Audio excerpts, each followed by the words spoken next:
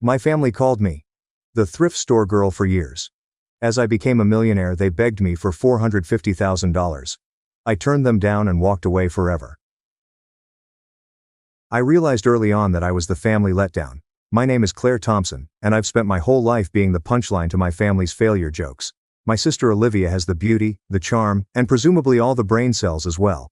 According to our mother, I received hand-me-downs and lessons on being realistic. My moniker began when I was 16 years old. Olivia required a dazzling and pricey homecoming outfit from Nordstrom. I needed new clothing for school because I had outgrown everything during the summer. Mom brought us both shopping, but our budget only went so far.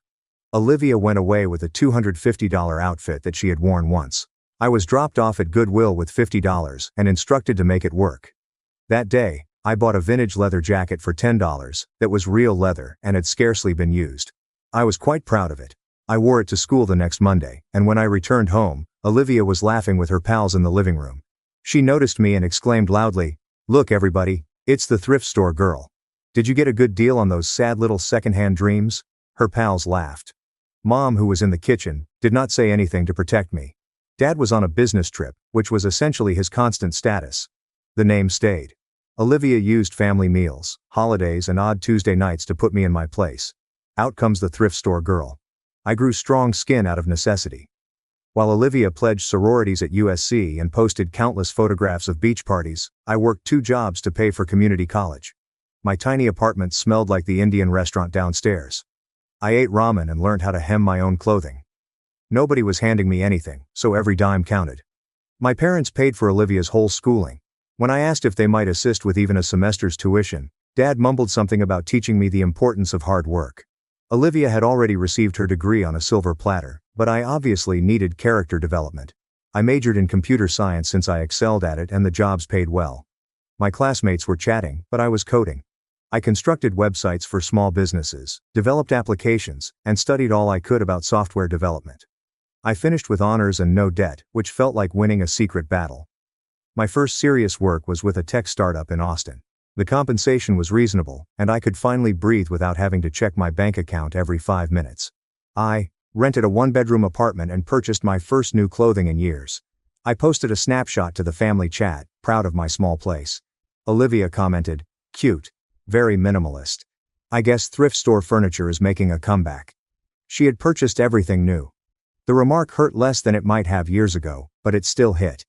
I'd relocated 500 miles away for work, but also to avoid the continual comparisons. Austin seemed like a fresh start, a place where no one recognized me as the disappointed daughter. I could simply be Claire, the coder who writes clean code and meets deadlines. My flat was in a development close to the office. Nothing fancy, just mine. My balcony overlooked a courtyard where other young professionals gathered on weekends. I gradually gained acquaintances at work, largely co-workers who loved my dry sense of humor and knew nothing about my home dynamics. When asked about my background, I remained evasive. Parents live in California, and one sibling is not very close. The startup culture was strong and thrilling. We had ping-pong tables and complimentary food, yes, but we also had a mission. Everyone there thought we were creating something significant. Late nights seemed more like investments than sacrifices. I was learning from folks who had previously sold firms and knew the game we were playing. I began saving aggressively. Every payday, I estimated the precise amount I needed for rent, electricity, food, and a modest amusement budget.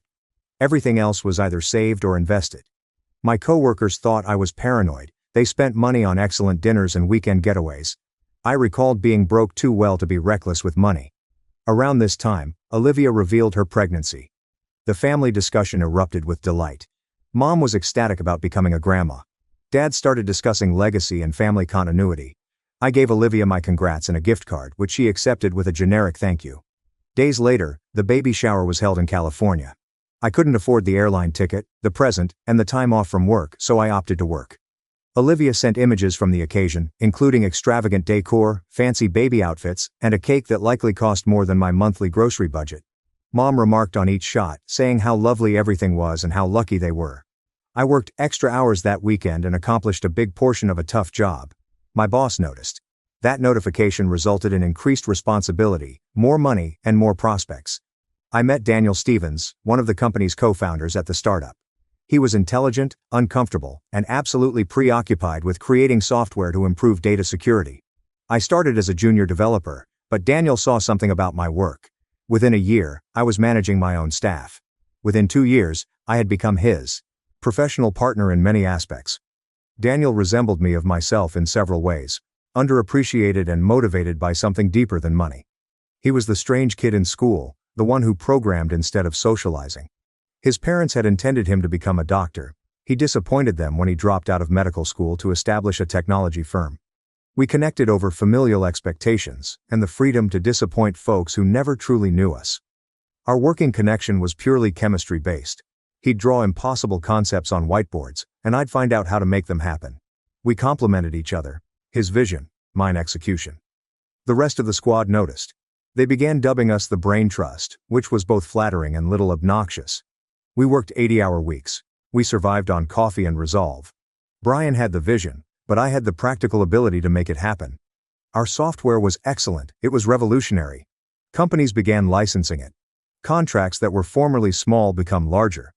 Tech behemoths started paying heed. Daniel and I celebrated at a dive bar when a Fortune 500 firm licensed our software for the first time. We were not champagne people. We ordered whiskey and sat in a booth that smelled like decades of spilled beer, laughing at each other like idiots. "We've done it," he remarked. "We built something that mattered." "Your family must be proud," Daniel remarked, somewhat inebriated. I laughed. "They don't really understand what I do. My sister thinks I fix computers." "Seriously?" She once asked me if I could help her printer connect to Wi-Fi. When I tried to explain what I truly do, she became bored and switched the topic to her kitchen makeover. Daniel shakes his head. "My parents still ask when I'm going back to medical school. Some people can't see past their own expectations." We clinked glasses to that, to being seen by those who mattered, even if our families weren't there. As the firm expanded, so did my role. I wasn't only coding anymore, I was making strategic decisions, employing teammates, and negotiating contracts. Daniel absolutely trusted me, therefore I had equity that mirrored my worth. When we finalized the ownership structure, I ended up owning 40% of the firm. Daniel had 40%. The remaining 20% will be shared amongst early investors and important workers. I didn't tell my family anything about work, and why should I? Every time I cited an achievement, Olivia found a way to undermine it. When I informed them that I had been promoted to senior developer, she announced her engagement to Adam Walker, whose father controlled a chain of auto dealerships. The talk quickly turned to her princess-cut diamond and her wedding preparations. The interaction occurred in my second year at the startup. Olivia revealed it in the family chat, sharing a snapshot of her hand with a massive ring, at least 2 carats, possibly 3. Adam proposed on a beach trip in Maui, dropping down on one knee at twilight as a photographer documented the scene. The photographs were properly altered and uploaded within hours. Mom called me crying with joy. "Your sister is so blessed," she kept repeating. "Adam is such a catch. He's going to take such good care of her." I was troubleshooting a serious system breakdown when she phoned. I had 3 developers waiting for my feedback and a customer presentation in 2 hours. I said, "Congratulations." And then I had to go. Mom expressed disappointment because I wasn't more thrilled. The fact was that I felt nothing. Olivia's happiness had lost meaning to me somewhere along the road. Her life was hers. It was my. The only intersection was obligation. I went to the wedding alone. I was 25, wearing a dress I had purchased fresh from a department shop, and I still felt invisible. Olivia's bridesmaids were all sorority sisters who appeared to have walked out of a magazine. I sat at a table with distant relatives who had spent the whole reception on their phones. The wedding was held at a resort in Napa Valley, with 3 days of celebrations leading up to the ceremony. I could only afford to attend the wedding itself, flying in Saturday morning and departing right from the reception that evening. I missed the welcoming supper and the morning after breakfast. No one appeared to notice. The ceremony was gorgeous, but in an overpriced, impersonal manner. White flowers everywhere, accompanied by a string quartet. Olivia looked lovely in a couture gown that was probably more expensive than my vehicle. Adam sobbed as she walked down the aisle, which the cameraman filmed from several perspectives. I sat 17 rows back on the bride's side, between a great-aunt who kept inquiring who I was and a family acquaintance whom I'd never met. Olivia walked by on her way down the aisle, and her gaze swept over me. I don't think she even realized I was there. During the toasts, Olivia's maid of honor discussed how Olivia was always meant for success, knowing precisely what she wanted and how to attain it. Dad's toast highlighted how proud he was of his accomplished daughters, but he only provided instances of Olivia. Mom shed tears of delight. I sipped champagne and pondered why I had bothered to come. The celebration was held in a vineyard with golden hour lighting, which made everything appear like a movie. I attempted to socialize, but I kept finding myself in discussions where I was the odd one out. Olivia's pals discussed spinning lessons and vacation houses. Adam's family talked about golf handicaps and investment properties. I nursed my drink while checking my phone for business emails to keep myself occupied. At some time, a groomsman approached me. He was inebriated yet nice, asking how I knew the pair. When I told him I was Olivia's sister, he seemed shocked. Really? She never mentioned having a sister. We're not close, I said. He nodded as if it explained everything and went on to find someone more fascinating to chat to. I departed during the dance, stating I had to catch a flight. Nobody attempted to stop me. I got an Uber to the airport, changed into comfy clothing and a toilet, and worked on coding for a project due Monday as I waited for my red-eye flight. It was a better use of my time than trying to enjoy a party where I didn't fit in. Flying back to Austin, I felt relieved. I had completed my familial commitment. I had shown up. I had been nice. Now I could return to my normal life, the one I was creating. Brick by brick, the one that truly mattered. I texted Olivia from the airport with another congrats. She answered with the heart emoji. This was the extent of our conversation. Olivia revealed her first pregnancy about 8 months after the wedding. By then, she'd completely committed to being a lifestyle influencer, chronicling everything online, including gender reveal parties, nursery design blogs, and pregnancy photo shoots. Her pregnancy was a meticulously planned performance. She had Ella in the summer, and her birth announcement received thousands of likes. I gave a gift of useful baby goods from the registry. Olivia shared a boilerplate thank you story on Instagram, identifying everyone who had contributed presents. I wasn't sure whether she knew which products came from me directly. Being underrated means that no one pays attention to you. While my family was obsessed with Olivia's Instagram perfect existence, I was creating something genuine. Daniel and I had created software that was receiving significant attention. Technology businesses were no longer merely licensing it. They wanted to purchase the entire firm.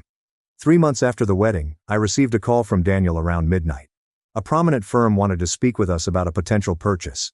He could scarcely speak, his voice quivering with excitement and dread. We had anticipated this moment, but the combination of theoretical potential and actuality seemed different. We met with their team the next week. Corporate executives in fancy suits address technical inquiries and make financial estimates. Daniel addressed the vision questions. I handled the technical aspects and actual execution. We were a good squad. By the end of the meeting, they were more intrigued than when we began. The paperwork began to pour, including NDAs, tentative offers, and due diligence demands. Our lawyer, a lady Daniel had previously dealt with, guided us through each stage. She was forthright about the odds. Most acquisitions failed. Don't get excited until the money's in the bank, she told me. I took her counsel. I did not inform my relatives. I didn't inform my buddies. I merely kept working, living in my tiny apartment, and saving money like I always had. If the deal went through, that's excellent. If it didn't, I'd still have a nice career and shares in a rising firm. I was 26 years old when I received the first serious offer. $14 million. Daniel and I both owned 40% of the firm, while the other 20% was distributed among early investors. My portion would be worth $5.5 million. I couldn't grasp the number. It felt like monopolistic money. Daniel wanted to wait. He believed we could construct something larger. I trusted his instincts. It had been correct about everything else. We rejected the offer and continued working. 6 months later, another offer came in. $22 million, then $32 million. We repeatedly said no. Every rejection seemed like a gamble. What if we reached our peak? What if we turned away life-changing funding only to see the firm fail? I stayed up several nights crunching numbers, calculating how long $5.5 million would last, and how different my life could be. But Daniel's confidence was contagious. He gave me predictions, market research, and growth possibilities. Our software was becoming the industry standard. Companies didn't merely license it. They built entire security systems around it. We were becoming crucial. That meant leverage. We hired a CFO who has experience with successful exits. She was in her 50s, as sharp as a razor, and would not take any crap from anyone. She examined our records, contracts, and development trajectory, and declared us fools for thinking anything less than $37 million. You're not just selling software, she explained. You're selling the future of data security, price accordingly. This is what we did. When the next offer came in at $40 million, we replied at $80 million. They laughed. We walked away. 3 corporations were interested by then, implying rivalry. Competition meant better terms. I was still living in my little apartment. I still browsed sales. The money was imaginary, attached to a corporation that existed mostly as code and contracts. My family had no knowledge since I never informed them. What was the point? They had already determined who I was. Olivia had resigned her marketing career following the wedding. Adam's family money meant she didn't need to work. She spent her days practicing yoga, having her nails done, and sharing her wonderful life on social media. Mom would send me Olivia's posts with captions like, "Your sister looks so happy." The inference was obvious. Olivia had triumphed at life, but I was still fighting. Olivia's second kid, Jacob, was born by this point.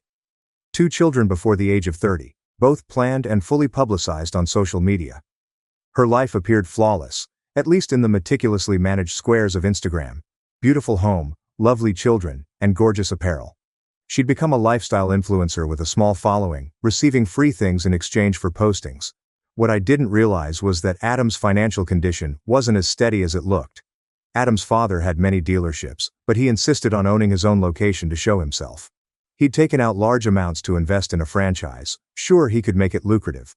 When things began to go wrong, his pride prevented him from asking his father for aid. However, I would not discover any of this until much later.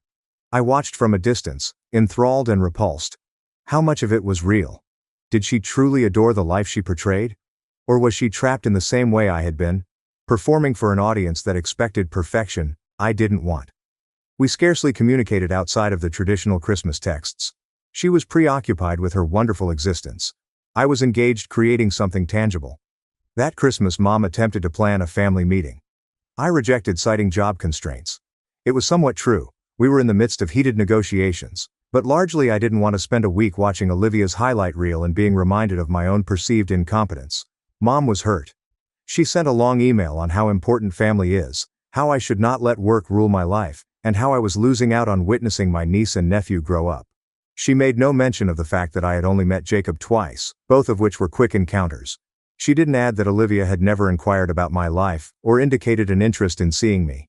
It appeared like I was solely responsible for maintaining family connections. I did not answer to your email. I worked through Christmas and was happy with it.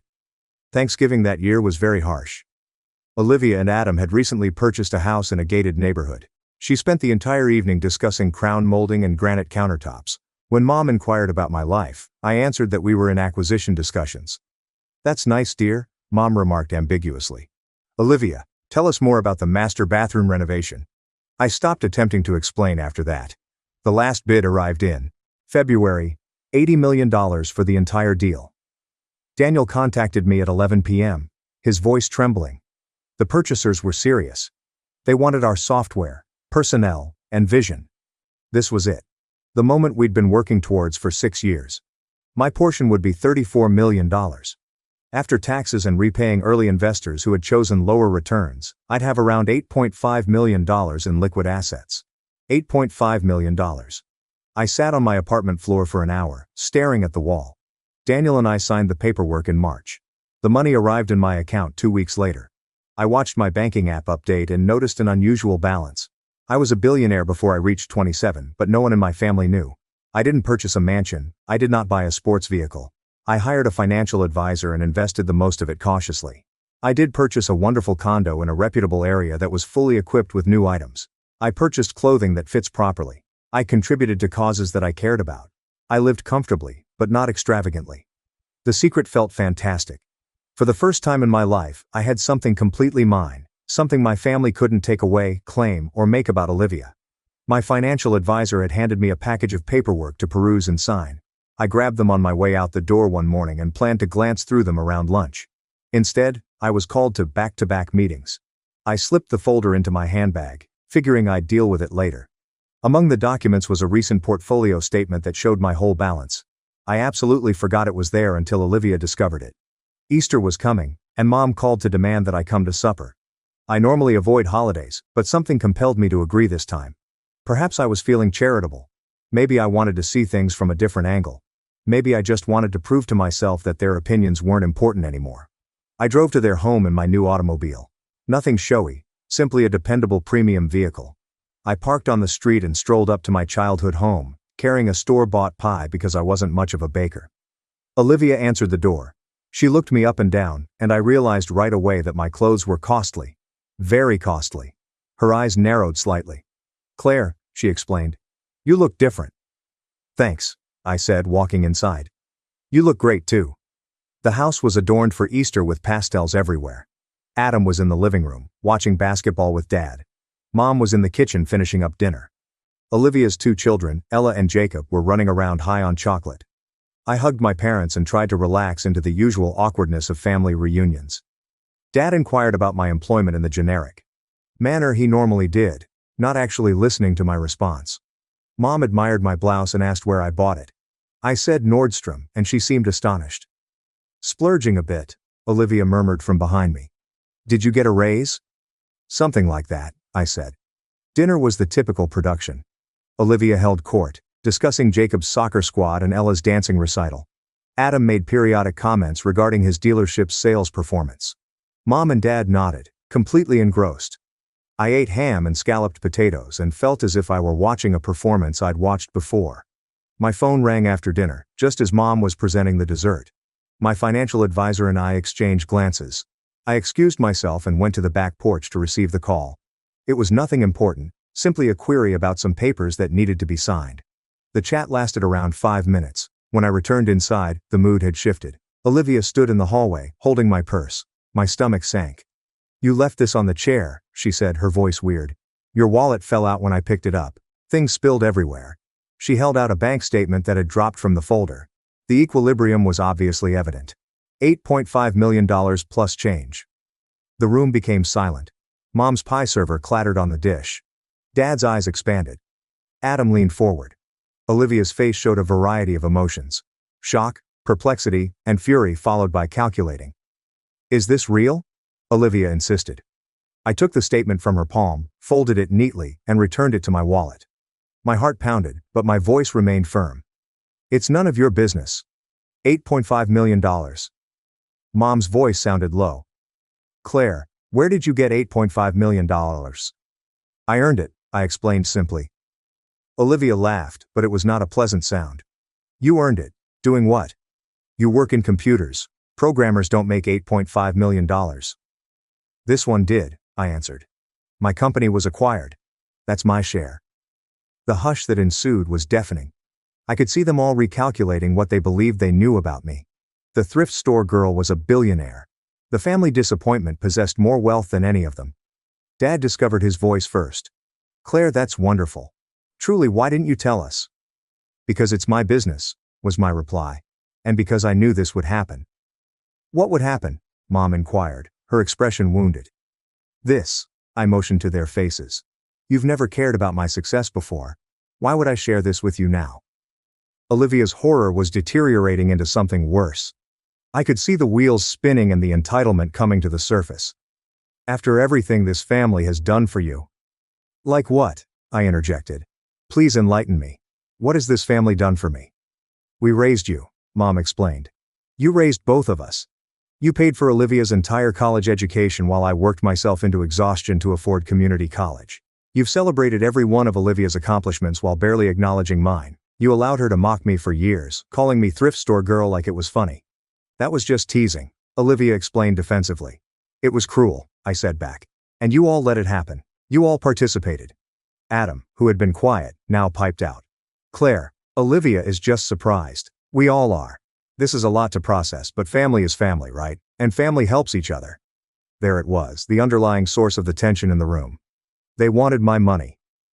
Help each other. How? I inquired, already knowing the answer.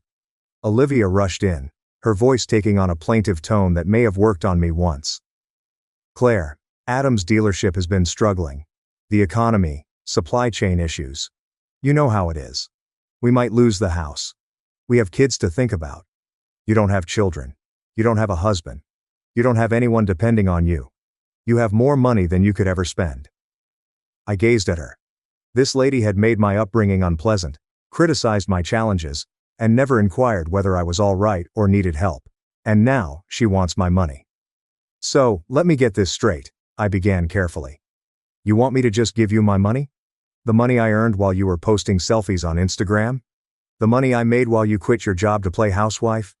You want me to hand over what I worked for because Adam made bad business decisions? It's not like that, Adam argued. It's a loan. We'd pay you back. No, you wouldn't, I said bluntly. And even if you intended to, you couldn't. If you can't manage your own finances, why would I trust you with mine? Mom walked closer, her expression sincere. Claire, honey, please. Olivia is your sister. Those are your niece and nephew. You wouldn't let them lose their home, would you? How much are you asking for? I inquired, truly intrigued by their chutzpah. Olivia and Adam shared a glance. $450,000 would cover everything, Olivia remarked. The mortgage, the debts, enough to get us back on our feet. It's nothing to you. It's barely 5% of what you have, but for us, it would mean everything. I sensed a change inside me. The years of being disregarded, dismissed and mocked crystallized into perfect clarity. These individuals did not love me. They never had. I was just someone they kept around to boost their self-esteem. And now that I had something they desired, I was treated like family. No, I said. Olivia blinked. What? No, I'm not giving you money. Not $450,000. Not $500. Not 5 cents. Her cheeks turned crimson. Are you serious? After everything? After everything. What? I said, raising my voice. After you spent our entire childhood making me feel worthless. After you called me thrift store girl at every opportunity. After this family made it clear that I was worth less than you in every way that mattered. Now you want me to rescue you? We're family, Olivia said. Family supports each other, I remarked coldly. Family doesn't mock each other. Family doesn't play favorites. You want to know what family is? It's not this. It never was. Dad tried again, his voice taking on the authoritative tone he used when we were youngsters. Claire, you're being selfish. Your sister needs help and you have the means to provide it. This is what decent people do. Something inside of me cracked. I began laughing. I couldn't get past the ridiculousness of it all. They called me selfish after a lifetime of selfishness. It was too much. The laughter kept pouring out of me in waves. Decent people, I said between laughter. Where were decent people when I was eating ramen for dinner so I could afford textbooks? Where was family when I was working 2 jobs and going to school full-time? Where was support when I was building a career from nothing? We didn't realize you needed help, Mom answered faintly. You didn't ask, I said, my laughter fading. You never asked because you didn't care. As long as Olivia was happy and successful and posting pretty pictures, I could suffer in silence. I was just the thrift store girl. Remember? I wasn't worth your attention. Olivia's expression was contorted with hatred. Now you're really going to let us lose everything? You're going to let your niece and nephew be homeless because you're petty and bitter? You're not going to be homeless, I murmured, exhausted. You're being dramatic. Sell the house, downsize, live within your means like I had to. Figure it out like I had to. Work for it like I did. I have children, Olivia said. Then set a better example for them, I fired back. Show them that hard work matters. Show them that you can't just coast on charm and good looks. Show them that actions have consequences. Adam stood up, his expression harsh. You're making a big mistake. We're family. You're going to regret burning these bridges. I grabbed my handbag and hurried out the door. They pursued me, their voices overlapping, pleading, demanding, and threatening all at once. Olivia grabbed my arm and dug her claws in. Please, she pleaded, and for a moment, she appeared truly desperate. Claire, please. I'm sorry about the stupid nickname. I'm sorry I wasn't nice. I'm sorry. Okay. I'm sorry. Just help us, please. I gazed at her, really stared at her. She was still lovely and nicely put together, but her eyes were wild. Her entire existence had been constructed on the generosity of others, and now it was disintegrating. I felt nothing. I'm sorry too, I answered gently. I'm sorry you're in this situation. I'm sorry you made choices that led here, but I'm not your bailout. I'm not your backup plan. I'm not the thrift store girl you can dismiss and ignore until you need something. I released my arm and went for the doorknob. Olivia's apologies immediately turned into fury. You're selfish, she hissed. After everything we've done for you, we gave you a home. We fed you. We raised you. And this is how you repay us. You did the bare minimum that parents are legally obligated to do. I responded. That doesn't entitle you to my money. Mom was crying now. Dad was red-faced and enraged. Adam was pacing. Olivia seemed to want to physically assault me. I opened the door. Claire, if you walk out that door, you're not welcome back, Dad stated sternly. If you choose money over family, you're no daughter of mine. I hesitated in the doorway and turned back to face them. You chose Olivia over me. My entire life, you heard me say. You chose appearances over substance. You chose comfort over fairness. You made your choice a long time ago. I'm just finally making mine. You'll regret this, Olivia yelled after me. When you're old and alone with nobody who loves you, you'll remember this moment. You'll remember that you chose money over your own family. I smiled at her, and she took a step back, so it had to be a bad one. I'd rather be alone with $8.5 million than surrounded by people who only love me for what I can give them. Get out, Olivia yelled. Get out and don't come back. That's the plan, I explained. She surged forward, slamming the door in my face. I heard the lock click through the door. I could hear yelling, sobbing, and the pandemonium of a family disintegrating. I stood there for a time, expecting to feel anything. Regret, despair, or anything. Instead, I felt lighter. I walked to my car, got inside, and drove away from that house for the final time. My phone started ringing before I got to the freeway. Olivia. I refused the call. She called again, declined yet again. I banned her phone number. Then I blocked Mom's, Dad's, and Adam's. The stillness was amazing. Over the following few weeks, they tried everything. Mom wrote me emails imploring me to reconsider, stating Olivia was having breakdowns and the stress was impacting the kids. Dad's emails began reasonably, but became progressively irate when I failed to answer. Olivia generated new email addresses when I blocked the existing ones. Her communications alternate between apologies and threats.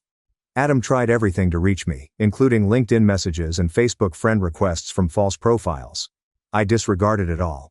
When Dad's lawyer wrote a threatening letter concerning alleged inheritance claims, my lawyer promptly issued a cease and desist letter, thereby closing that option. The harassing slowly lessened, then altogether. I learned via a mutual acquaintance that Olivia and Adam did lost their home. They moved into a rental in a less desirable area. Adam's dealership closed. Olivia had to find a real job, working in a mall's retail department. The gated neighborhood and the Instagram perfect existence had vanished. I felt a glimmer of pity, but it faded fast. They had made their selections. They had constructed their lives on unsustainable grounds. Their financial difficulties were not my job to resolve. It was entirely up to me how I spent my money. I provided scholarships for students from low-income families pursuing computer technology. I gave to organizations that support women in technology. I invested in businesses started by people that reminded me of myself, eager, brilliant, and underappreciated. When my grandmother moved into assisted living, I acquired her house. It was the one spot from my youth that brought back happy memories. I meticulously restored it, preserving all of the important details. I currently reside there, surrounded by objects. I pick stuff. I've earned things that are genuinely mine. I began dating someone I met via work. Another developer with their own success story. Someone who recognized the significance of hard labor since he experienced it firsthand. When I informed him about my family, he did not tell me to forgive them. He just grasped my hand and stated, "Some people are family, some are related. There is a distinction." 6 months after Easter, I received a wedding invitation. Olivia and Adam were renewing their vows as a PR stunt to demonstrate their enduring strength. The invitation was addressed to Claire Thompson and her companion. There was a handwritten message. "Despite everything, you're still my sister. I hope you'll come. We can talk." I threw it out without answering. A year after that Easter, Olivia sent me a message using a technique she had discovered that I hadn't blocked yet. It was lengthy, rambling, and full of apologies that seemed scripted rather than real. She discussed how difficult things had been, how much she had learnt, and how she now understood what I had been through. Finally, she asked if we might meet for coffee. She wrote that she did not want to ask for anything but rather to communicate an attempt. I reread it 3 times. I recalled the girl I'd been, yearning for morsels of acceptance from people who'd never seen me. I reflected on the woman I'd become, strong enough to walk away from those who harmed me. I erased the mail without replying. Some bridges are not worth repairing. Some doors, once slammed, should remain closed. Some family are best left behind. I learnt throughout treatment. Yes, I went to therapy because money allows me to afford treatment. that I had spent my entire life attempting to earn affection that would never be freely given. I had been performing in front of an uninterested crowd. When I stopped performing and wanting their approval, I became free. The money didn't help me. It provided me alternatives, stability, and comfort, but it did not heal my wounds. That task was more difficult and took longer. I had to unlearn the idea that I was worthless, deserved less, and should be grateful for scraps. I am enough. I always was. The thrift store girl who pieced together ensembles from discarded pieces was just as valued as the billionaire I eventually became. The only difference is that I now understand it. These days my life is tranquil. I work on projects that I find interesting. I travel whenever I want to. I have friends that choose me not out of blood or obligation, but because they truly enjoy who I am. My boyfriend thinks my thrift shop discoveries are beautiful, who like hearing stories about the antique leather jacket that I still have hanging in my closet. I created a life that is mine. Nobody can belittle, disparage, or take credit for it. When I look in the mirror, I see someone who has endured, worked, and refused to let others to determine her value. Sometimes I wonder if my family remembers that Easter supper, if they could relive the moment they found I was wealthy and insisted I share it. Most likely, they will not comprehend why I laughed in their faces and went away. People like these seldom comprehend. They will constantly feel entitled to what others have earned. They will always believe that family means claiming each other's achievement without contributing to it. But occasionally, late at night, when I'm in the house that I genuinely own, I recall standing at that doorway with Olivia shouting at me, ordering me to go. I recall the sound of the door slamming in my face, and the finality of the lock clicking into place. I can recall how it felt to walk away. And I grin because they actually did me a favor. They relieved me of the last remaining duty I felt toward them. They revealed their true selves to me one final time. They slammed the door on a connection I had been striving to keep because of guilt and habit. I walked away feeling lighter than I had ever felt. The thrift store girl became a billionaire. The family's disappointment became more successful than they could have dreamed. The girl they passed over became someone they couldn't ignore. And when they finally saw me, wanted something from me, and required what I made, I declined. Nobody warns you about the power of stepping away, the power to choose oneself, the strength of refusing to put yourself on fire in order to keep others warm who would never do the same for you. I do not regret it. Not for 1 second. Not while I am laying in bed in my lovely house. Not when I'm sponsoring scholarships for females, as I was. Not when I'm living the life I choose rather than the one chosen for me. Olivia was correct about one thing though. It's not how she intended it. I am occasionally alone, yet I am not lonely. There is a distinction. Loneliness is being surrounded by people who do not notice you. Being alone allows you to breathe without having to apologize for taking up space. I'd rather have alone than to be unloved. The last time I considered reaching out was on my birthday last year. I awoke to messages from friends, my boyfriend, and others who decided to be in my life. I reflected on how different it was from previous birthdays, when my family would give me practical presents, while Olivia received jewels and trips. I considered calling briefly to see if anything had changed. Then I remembered Olivia's expression when she saw my bank account, the calculating in her eyes, and how quickly affection transformed into demands. I prepared pancakes instead and treated myself to a spa day. Some individuals spend their entire lives seeking approval from people who never offer it. Some people injure themselves attempting to fit into areas that were never intended for them. Some people accept crumbs and call them love. I did this for 26 years. Now I live differently. I now know better. Now I understand that stepping away does not mean giving up. It is growing up. My relatives used to nickname me, the thrift store girl, as an insult. They assumed that secondhand meant second-rate. They believed that bargain hunting meant cheap living. They believed I was inferior to them because I lacked what they have. They were incorrect about everything. The thrift shop girl learned to recognize value where others saw garbage. She learned to make damaged things beautiful. She discovered that worth is not decided by price tags, family acceptance, or Instagram likes. She learned to gamble on herself, and won.